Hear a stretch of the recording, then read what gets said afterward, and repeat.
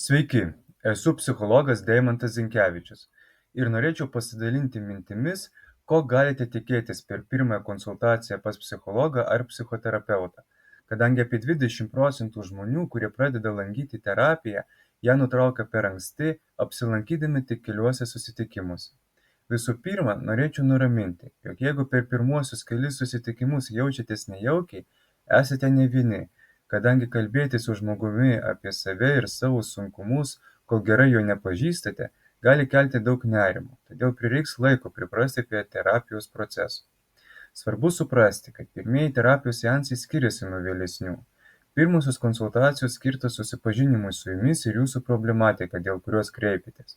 Dėl to galite nepagrįstai per anksti nusivilti, kad jie nėra panašūs į tuos susitikimus, kurių jūs galbūt tikėjotės prieš kreipimąsi. Kelių pirmųjų seansų tikslas nėra terapija.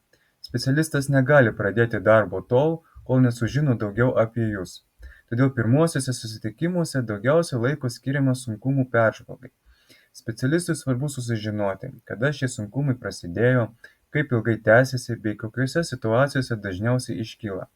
Psichologas ar psichoterapeutas gali užduoti ir pernelyg asmeniškus klausimus, nes jam svarbu susipažinti su jūsų praeitimi, gyvenimo istorija, jūsų santykiai su šeima ir draugais, taip pat suprasti, kiek esate patenkinti savo socialiniu gyvenimu, profesija, darbu, kaip praleidžiate laisvalaikį, kaip susitvarkote su stresu.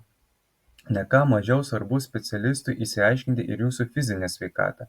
Dėl to jis gali paklausti, kokius vaistus vartojate, ar sergate kokiomis nors somatinėmis ligomis. Daugelis terapeutų šią informaciją susirenka per pirmuosius susitikimus, tačiau kitiems tai gali užtrukti ir keliolika seansų. Per pirmuosius susitikimus svarbu išsiaiškinti ir nustatyti bendrą tikslą. Psichologui svarbu išsiaiškinti, kokį tikslą jūs matote, o susipažinę su jumis ir jūsų gyvenimo istorija galės pateikti ir savo matymą. Svarbu suprasti, kad terapijos proceso eigoje tikslai nuolat peržiūrimi ir gali būti tikslinami. Nors pirmųjų susitikimų metu galite pajausti palengvėjimą pasidalinę savo sunkiomis patirtimis, visgi gilių įžvalgų ir realaus terapijos poveikio juose tikėtina nepajusite. Noriu pabrėžti, kad kalbėjau daugiau ar mažiau apie ilgalaikį darbą su psichologu ar psichoterapeutu. Todėl jeigu jūs kreipėtės dėl jūsų gyvenime įvykusios psichologinės krizės, pirmųjų konsultacijų struktūra skiriasi. Dažniausiai specialistai iš karto orientuojasi į problemos sprendimą.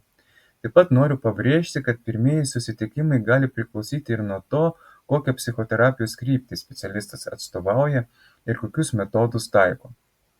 Taigi, gali prireikti bent keliolika susitikimų, kad labiau pažintumėte vienas kitą ir išsiaiškintumėte, koks terapijos būdas ir ar terapeuto asmenybė jums tinka.